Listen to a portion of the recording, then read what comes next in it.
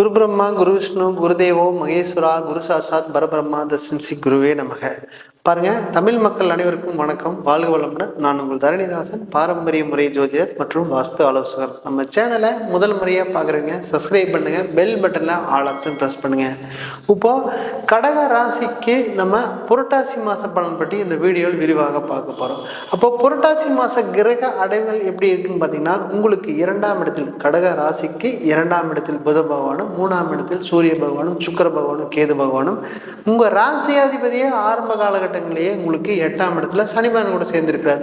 அப்புறம் 9ல் ராகு பகவானும், 11ஆம் இடத்தில் குரு பகவானும், 12ல் உங்களுக்கு செவ்வாய் பகவான் இருக்கிற காலகட்டம் தான் இந்த புரட்டாசி மாதம். அப்போ இந்த கிரக அடைகளை வச்சு தான் நம்ம பலன் சொல்ல போகிறோம். அப்போ உங்களுக்கு ராசியாதிபதியை ஆரம்ப காலகட்டத்தில் 8ஆம் இடத்துல சனி பகவான் கூட சேர்ந்து இருக்கும் பொழுது 100% நல்ல யோகம் தான். பாருங்க, 7ஆம் இடத்து அதிபதி கூட இருக்கும் பொழுது, அந்த 7ஆம் இடத்து அதிபதி கூட இருக்கும்போது 100% கணவன் மனைவி சார்ந்த விஷயம் உங்களுக்கு நல்ல யோகத்தை கொடுக்கக்கூடிய காலகட்டமாக இருக்கு. பாருங்க, கணவன் மனைவி சேர்ந்து வாழணுங்கிற அமைப்பு இருந்தால் இந்த காலகட்டத்தில் ஏதாவது பேசினீங்கன்னா 100% சேர்ந்து வாழக்கூடிய காலகட்டமாக இருக்கு. பாருங்க, கல்யாணம் வச்சு ஒரு சின்ன சண்டைங்க, அது ரொம்ப பெருசாகி போச்சுங்க, எப்படி பேசுறதே தெரியலங்க, எப்போ தான் பேசுறதுன்னு தெரியல அப்படின்னா இந்த காலகட்டத்தில் பேசினீங்கன்னா 100% நல்ல பலனாக கொடுக்கும். பாருங்க, ஒரு ராசியாதிபதியே 7ஆம் அதிபதி மேல் இருக்கும்போது நல்ல பலனாக சேர்ந்து வாழக்கூடிய தன்மையாக இருக்கும் போது, அடுத்தது உங்கள் ராசியாதிபதி 9ஆம் இடத்துக்கு போகிற பார்த்தீங்களா, அப்போ நீங்கள் மனைவி மூலிமா பாக்கியம் வரக்கூடிய காலகட்டமாக இருக்கு. மனைவி சேர்ந்துனா பேசினா சேர்ந்து வாழக்கூடிய காலகட்டமாக இருக்க போகுது. பாருங்க, 2ஆம் இடத்துல உங்களுக்கு புதன் பகவான் இருக்கிறாரு. அப்போ புதன் பகவான் வரக்கூடிய காலகட்டங்களில் பரிவர்த்தனை ஆகிறாரு. அப்போ அந்த பரிவர்த்தனை ஆனாலே உங்களுக்கு மிக சிறந்த யோகமே. அப்போது என்னன்னா, கம்பல்சரி உங்களுக்கு குடும்ப வாழ்க்கை அப்படிங்கிறது கம்பல்சரி நிம்மதியான சூழ்நிலை. குடும்பத்தில் இது வரைக்கும் சுப நிகழ்ச்சி நடக்கவே இல்லைன்னா நல்லபடியாக நடக்கக்கூடிய காலகட்டமாக இந்த புரட்டாசி மாதம் இருக்க போகுது. அது மட்டும் இல்லாமல் உங்களுக்கு 9ஆம் அதிபதி அப்படிங்கிறது பாக்கியஸ்தானாதிபதி, அவரும் 11ஆம் இடத்துல இருக்காரு. பாருங்க, இது வரைக்கும் எனக்கு அப்பாவே பார்த்தீங்கன்னா சொத்து பூரா தம்பிக்கே எழுதி கொடுத்தாருங்க, எனக்கு இது வரைக்கும் எந்த சப்போர்ட்டுமே இல்லைங்க, எனக்கு என்ன பண்ணுறதுனே தெரியல, நான் நடு ரோட்டில் நான் எந்த ஒரு உதவியும் இல்லாமல் நிற்கிறேன் அப்படின்னா, இந்த காலகட்டங்களில் அப்பா கிட்ட போய் என்ன பேசினாலும் அது பர்ஃபெக்டாக உங்களுக்கு கிடைக்கக்கூடிய காலகட்டமாக இருக்கு. பாருங்க, பாக்கியஸ்தானாதிபதி இந்த 9ல் வந்து நிற்கும் போது மிக சிறந்த யோகமே.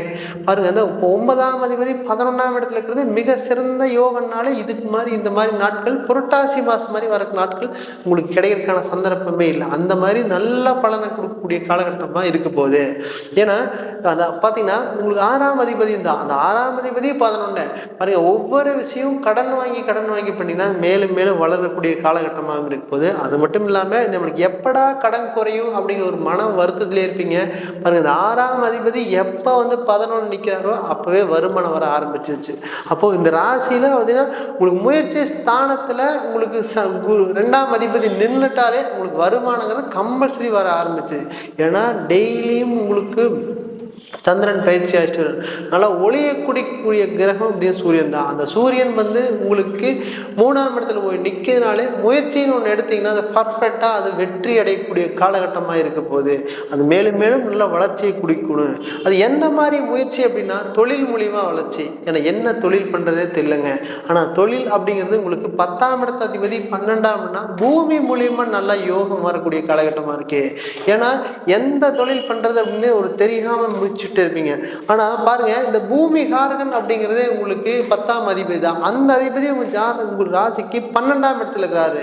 அப்ப அந்த 12ஆம் இடத்துல இருந்தாலே கம்பல்சரி 100% உங்களுக்கு அவரோட நட்சத்திரத்திலே நிற்கிறாரு ஆரம்ப காலகட்டத்தில். அப்புறம் அவரோட மிருக சீரிஸ் நட்சத்திரத்திலே செவ்வாய் பகவான் நின்றுட்டாலே கம்பல்சரி 10ஆம் அதிபதி நட்சத்திரத்தில் நிற்கும் போது 100% வேலை அப்படிங்கிறது கம்பல்சரி கிடைக்கும். அது தொழில் அப்படிங்கிறது நல்லபடியா அமெரிக்கான சந்தர்ப்பம். அது எந்த மாதிரி தொழில் அப்படின்னா உங்களுக்கு 2ஆம் இடத்திலே புதன் இருக்கிறாரு.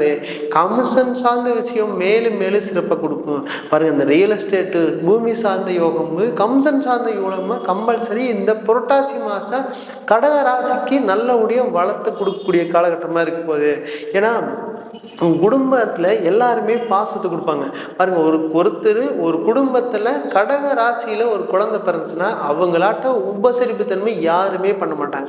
அந்த அளவுக்கு உபசரிப்பு தன்மை, பாசம், அரவணைப்பு எல்லாத்துக்கூட சேர்ந்து நல்லபடியாக சந்தோஷமாக வாழணுங்கிற எண்ணம் அப்படிங்கிறது இந்த கடகராசி இருக்கும்போது, அப்போ அந்த கடக ராசியில் அந்த 11ல் வந்து நிற்கும் போது உங்கள் வாழ்க்கையில் என்ன நினைக்கிறீங்களோ அது பர்ஃபெக்டாக நடக்கக்கூடிய காலகட்டமாக இருக்குது. பாருங்கள், அந்த வெளிநாட்டில் நமக்கு முயற்சி பண்ணிகிட்டே இருக்கிறோங்க. எனக்கு எப்போ தான் வேலை கிடைக்குன்னே தெரில, அதுக்கு எப்போ கிடைச்சா நல்லா இருக்கும் அப்படின்னு பார்த்தீங்கன்னா இந்த காலகட்டத்தில் அந்த 9ஆம் அதிபதி அப்படிங்கிறது 11ல் வந்து நிற்கும் போது தான் அப்படி பர்ஃபெக்டாக கொடுக்கக்கூடிய காலகட்டமாக இருக்குது. ஏன்னா உங்கள் ராசி நட்சத்திரத்து மேலேயே நிற்கிறாரு. அந்த ரோகிணி நட்சத்திரம் அப்படிங்கிறது உங்களுக்கு ரிஷப ராசியிலே உச்சமாகறாரு. அந்த அதிபதி நட்சத்திரத்திலே அந்த குரு பகவான் வந்து நிற்கும் போது தான் நீங்கள் நினைச்ச மாதிரி வாழ்க்கை வெளிநாட்டில் கிடைக்க போகுது. பாருங்க, வெளிநாட்டில் வேலை இழந்து வேலை தேடுறதுக்கான சந்தர்ப்பம் இருக்கு. அப்போ அங்கே தான் தெரியும் ஒரு வேலை இழந்துட்டுமே நம்ம ஏன்னா நேர்மையாக இருக்கிறோமே, நியாயமாக இருக்கிறோமே, அந்த வேலை இருந்தாலும் கூட அடுத்த வேலை கிடைக்குங்கிற ஒரு எண்ணத்திலே கொடுப்பீங்க. அது பாருங்க, உங்களுக்கு அந்த செவ்வாய் பகவான் அந்த 12ஆம் இடத்துல இருக்காது. அப்போ உங்களுக்கு 10ஆம் தேதினால இந்த வேலை வேண்டாம், எனக்கு வேற வேலை கிடைச்சிருன்னு ஒரு எண்ணத்தில் தூக்கி வீசிட்டு வந்திருப்பீங்க. அங்கே விட்டதுக்கு அப்புறம் தான் தெரியும் கம்பல்சரி அது வேலை கிடைக்கிறதுக்கான அமைப்பு இல்லை. அந்த வேலை கிடைக்கிறதுக்கு அப்புறம் தான் தெரியும் அந்த கடன் மேலே கடன் அதிகமாயிட்டே இருக்கும். கடன் அப்படிங்கிறது கண்ணுக்கு தெரியாமல் பெருசாக இருக்கான சந்தர்ப்ப சூழ்நிலையே இருக்கும் போது இந்த காலகட்டத்தில் அந்த குரு பகவான் அப்படிங்கிறது அந்த 6ஆம் இடத்தை பார்க்குறாரு. பார்த்தீங்கன்னா அந்த 6ஆம் இடத்தை அங்கே பார்த்துட்டாலே 100% 6ஆம் அதிபதியும் பார்த்தீங்கன்னா உங்களுக்கு 11ஆம் இடத்துல 100% உங்களுக்கு வேலை அப்படிங்கிறது கிடைக்கும். அடுத்தது பார்த்தீங்கன்னா கடன் அப்படிங்கிறது படிப்படியாக குறையக்கூடிய காலகட்டமாக இருக்குது. பாருங்க, அந்த கல்யாணம் ஆகலைங்க, எப்போ கல்யாணம் ஆகும் அப்படின்னா எப்போ ஆகுறதுனே தெரியல அப்படின்னு யோசனை பண்ணிட்டு இருந்தீங்கன்னா உங்களுக்கு குரு பகவான் அங்கே பார்த்துட்டாலே 100% உங்களுக்கு கிடைக்க போகுது. பாருங்க, இங்கே கடக ராசிக்கு 7ஆம் வீட்டுக்காரர் போய் 8ல் இருக்கிறார். அப்போ இந்த காலகட்டத்தில் ஒரு கணவனோ மனைவியை தேர்ந்தெடுத்தீங்கன்னா தப்பான கணவனை தேர்ந்தெடுக்கிறதுக்கான சந்தர்ப்பம் இருக்குது. அப்போ பாருங்க, இந்த 7ஆம் அதிபதி வக்ரமாக போது தேர்ந்தெடுத்தீங்க அப்படின்னா கொஞ்சம் காலத்துக்கு கொஞ்சம் தள்ளி போகிறதா சிறப்பு. ஏன்னா இந்த கடக ராசி அப்படிங்கிறது உண்மையாக நேர்மையாக இருக்கக்கூடிய காலகட்டத்தில் அந்த 7ஆம் அதிபதி வக்ரமாக இருக்கும்போது நீ நினைச்ச மாதிரி கணவனும் இல்லை, நினைச்ச மாதிரி மனைவி வரலன்னு ஒரு வருத்தத்தில் இருப்பீங்க. அப்போ இந்த ராசிக்கு உங்களுக்கு கணவன் மனைவி சார்ந்த விஷயத்தை கொஞ்சம் தாமதமாக முடிவெடுத்தாலும் கூட கவனமாக முடிவெடுக்கிறது மிக சிறந்த காலகட்டமாக புரட்டாசி மாதம் இருக்க போகுது. இல்லை நம்ம ராசியாதிபதி 8ல் இருக்கிறாரே, அப்போ நம்மளுக்கு என்னப்பா, நம்ம நல்லபடியாக 7ஆம் அதிபதி மேலே இருக்கிறோமே, நம்ம நல்ல சிறப்பான பொண்ணு தான் தேர்ந்து எடுப்பீங்க. பாருங்கள், இந்த ராசிக்கு குரு பலன் இருக்குன்னு சொல்லுவாங்க. அந்த குரு பலன் 7ஆம் வீட்டை பார்த்தாலும் கூட இந்த 7ஆம் அதிபதி 8ல் இருக்கும்போது கவனமாக முடிவு எடுக்கணும்னா சின்ன தொந்தரவு கொடுக்கும். அதில் நீங்கள் கவனமாக இருங்க.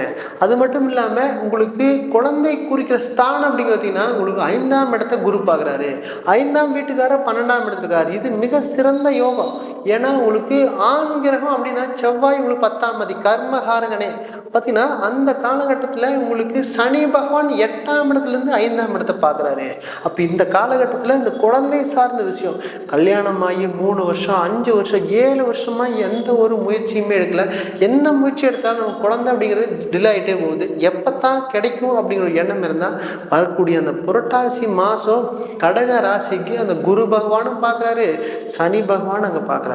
அப்போ இந்த 2 பேரும் பார்க்கும்போது நல்லபடியாக உங்களுக்கு குழந்தை விஷயத்தில் மேலும் மேலும் முன்னேற்றத்தை கொடுக்கக்கூடிய காலகட்டமாக இருக்க போகுது.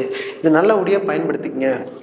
இது பாருங்க, அம்மாவோட உடல்நிலை அப்படிங்கிறது 4ஆம் இடம் சொல்லுவாங்க. அந்த 4ஆம் இடத்து அதிபதியே பார்த்தீங்கன்னா அந்த கேது பகவான் குடியில் இருக்கும்போது அம்மாவோட உடல்நிலையை கொஞ்சம் கவனமாக எடுத்து பார்த்துட்டிங்கன்னா மிக சிறப்பாக இருக்கும். பாருங்க, இந்த காலகட்டத்தில் நமக்கு வந்து பார்த்தீங்கன்னா செவ்வாய் பகவான் 12ஆம் இடத்துல இருக்கிறாருங்க. அந்த செவ்வாய் பகவான் 12ஆம் இடத்துல ஒரு இடம் ஒன்று கிரை பண்ணுவீங்க பார்த்தீங்களா, அந்த இடத்தினால ஒரு பிரச்சனையை கொடுக்கும்.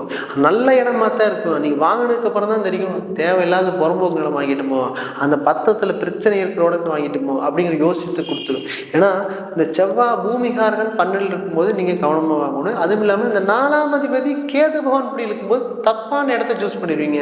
அப்போ இடம் வாங்கும்போது மட்டும் நீங்கள் கவனமான இடம் வாங்கிட்டீங்கன்னா 100% நல்ல யோகத்தை கொடுக்கக்கூடிய காலகட்டமாக இருக்குது. பாருங்கள், இந்த சந்திராஷ்டம காலத்தில் கவனமாக முடிவு எடுக்கலைன்னா அந்த பிரச்சனை 3லிருந்து 4 மாதம் வரை 5 மாதம் வரைக்கும் உங்களுக்கு பிரச்சனையை கொடுக்கணும்.